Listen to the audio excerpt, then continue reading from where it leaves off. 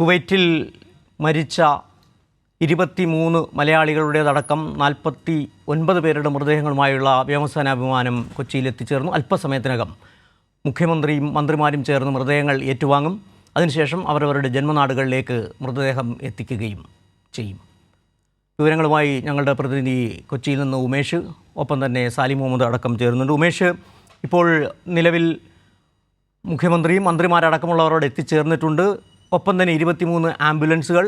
ഈ മൃതദേഹങ്ങളെല്ലാം തന്നെ പോലീസ് വാഹനങ്ങളുടെ അകമ്പടിയോടുകൂടി നാട്ടിലേക്ക് എത്തിക്കുമെന്നാണ് അറിയാൻ കഴിയുന്നത്. ഇപ്പോൾ നമ്മൾ ദൃശ്യങ്ങളിൽ കാണുന്നത് പോലെ തന്നെ മുഖ്യമന്ത്രി, മന്ത്രിമാർ, പ്രതിപക്ഷ നേതാവ് അടക്കമുള്ളവർ ഈ മൃതദേഹങ്ങൾ ഔദ്യോഗികമായി ഏറ്റുവാങ്ങുന്നതിനായി അവിടെ എത്തിച്ചേർന്നത്. എത്ര സമയത്തിനകം തന്നെ ഈ മൃതദേഹങ്ങൾ പുറത്തെത്തിക്കുമെന്നാണ് മനസ്സിലാക്കാൻ കഴിയുന്നത്. ഇപ്പോൾ എല്ലാവിധ ഒരുക്കങ്ങളും, സംസ്ഥാന സർക്കാർ എല്ലാവിധ ഒരുക്കങ്ങളും പൂർത്തിയായി കഴിഞ്ഞു. അവിടെ ഗാർഡ് ഓഫ് ഓണർ അടക്കം നടത്തിയതിന് ശേഷമായിരിക്കും മൃതദേഹങ്ങൾ നാട്ടിലേക്ക് കൊണ്ടുപോവുക എന്നുള്ള വിവരങ്ങളാണ് നമുക്ക് ലഭിക്കുകയും ചെയ്യുന്നത്. എന്താണ് അവിടെ നിന്ന് കൂട്ടിച്ചേർക്കാൻ കഴിയുന്ന മറ്റ് കാര്യങ്ങൾ? പുറത്തേക്ക് കൊണ്ടുവരും എന്ന് തന്നെയാണ് പ്രതീക്ഷിക്കുന്നത്. വിമാനം ഇറങ്ങി ഏതാണ്ട് 10-15 മിനിറ്റ് ആയി കഴിഞ്ഞിട്ടുണ്ട്. 45 ഇന്ത്യക്കാർ, അതായത് 23 മലയാളികൾ ഉൾപ്പെടെ 45 ഇന്ത്യക്കാരുടെ മൃതദേഹം വഹിച്ചുള്ള വിമാനമാണ്, എയർഫോഴ്സിൻ്റെ പ്രത്യേക വിമാനമാണ് നെടുമ്പാശ്ശേരിയിൽ ഇറങ്ങിയിരിക്കുന്നത്. ഈ മൃതദേഹം ഏറ്റുവാങ്ങാനായി മുഖ്യമന്ത്രിയും മന്ത്രിമാരും അടക്കമുള്ള ഇപ്പോൾ എത്തിയിട്ടുണ്ട്. നമുക്ക് ദൃശ്യങ്ങൾ കാണാവുന്നതാണ്. മുഖ്യമന്ത്രി അടക്കമുള്ള അല്പം മുമ്പാണ് മുഖ്യമന്ത്രി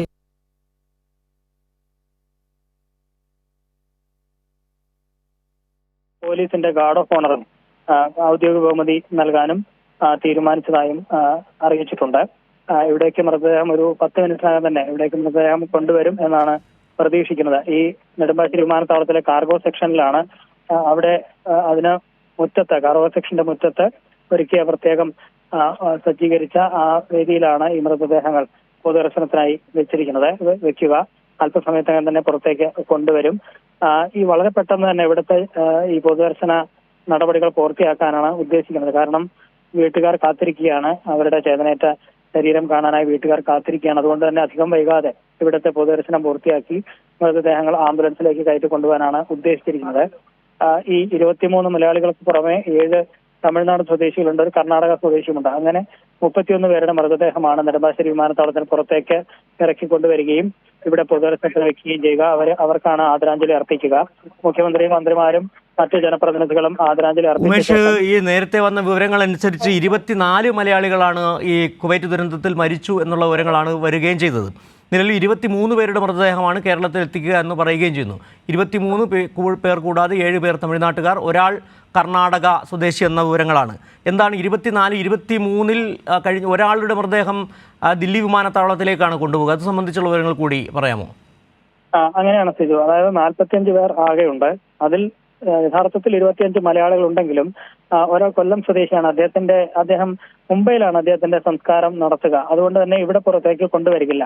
അപ്പോൾ 24-ൽ 23 പേരുടെ മാത്രമാണ് ഇവിടെ പുറത്തേക്ക് കൊണ്ടുവരിക. അവശേഷിക്കുന്ന മലയാളി അദ്ദേഹത്തിന്റെ മൃതദേഹം ഡൽഹിയിലേക്ക് തന്നെയായിരിക്കും കൊണ്ടുപോവുക. അപ്പോൾ 23 മലയാളികളും ഒപ്പം 7 തമിഴ്നാട് സ്വദേശികളും ഒരു കർണാടക സ്വദേശിയും, അങ്ങനെ 31 പേരുടെ മൃതദേഹമാണ് പുറത്തേക്ക് കൊണ്ടുവരിക. ബാക്കിയുള്ളവരുടെ ഇവിടെ മൃതദേഹങ്ങൾ പുറത്തേക്ക് കൊണ്ടുവന്ന ശേഷം അവശേഷിക്കുന്ന മൃതദേഹങ്ങൾ, ഇന്ത്യക്കാരുടെ മൃതദേഹങ്ങളുമായി വിമാനം ദില്ലിയിലേക്ക് പോവുകയാണ് ചെയ്യുക. അവിടെ വെച്ചായിരിക്കും മറ്റ് സംസ്ഥാനങ്ങളിലുള്ളവരുടെ മൃതദേഹം കൈമാറുന്ന അടക്കമുള്ള നടപടികൾ അവിടെ വെച്ചായിരിക്കും ഉണ്ടാവുക. ഈ മലയാളികളുടെ മൃതദേഹങ്ങൾ, മലയാളികളുടെ തമിഴ്നാട് സ്വദേശികളടക്കമുള്ള മൃതദേഹങ്ങൾ പുറത്തേക്ക് കൊണ്ടുവന്ന ശേഷം ഓരോരുത്തരുടെയും വീടുകളിലേക്ക് എത്തിക്കാനായി പ്രത്യേകം ആംബുലൻസുകൾ സജ്ജമാക്കിയിട്ടുണ്ട്. അതിൽ മലയാളികളുടെയും, അതായത് കേരളത്തിന്റെ വിവിധ ജില്ലകളിലുള്ള അവരുടെ നാടുകളിലേക്ക് എത്തിക്കുന്നതിനും ഒപ്പം തമിഴ്നാട് സ്വദേശികളുടെയും മൃതദേഹങ്ങൾ ആംബുലൻസിൽ തന്നെയായിരിക്കും കൊണ്ടുപോവുക.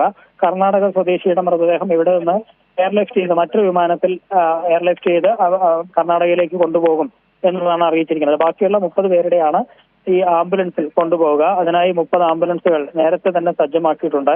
ഓരോ ആംബുലൻസും അവരവരുടെ വീടുകളിലേക്ക് എത്തിക്കുന്നത് വരെ പോലീസിന്റെ അകമ്പടി ഉണ്ടാകും എന്നും അറിയിച്ചിട്ടുണ്ട്. ആ തരത്തിലുള്ള ക്രമീകരണങ്ങളാണ് ഇവിടെ ഏർപ്പെടുത്തിയിരിക്കുന്നത്. വളരെ നേരത്തെ തന്നെ, അതായത് ആദ്യം 8:30-യോടെ ഈ വിമാനം ഇവിടെ എത്തും എന്നാണ് പറഞ്ഞിരുന്നത്, അങ്ങനെയാണ് പ്രതീക്ഷിച്ചിരുന്നത്. പക്ഷേ പിന്നീട് സമയം അല്പം വൈകുകയായിരുന്നു. ഏതാണ്ട് 2 മണിക്കൂറോളം താമസിച്ച് 10:30-യോടെയാണ് നെടുമ്പാശ്ശേരി വിമാനത്താവളത്തിൽ മൃതദേഹം വഹിച്ചുള്ള വിമാനം എത്തിയത്.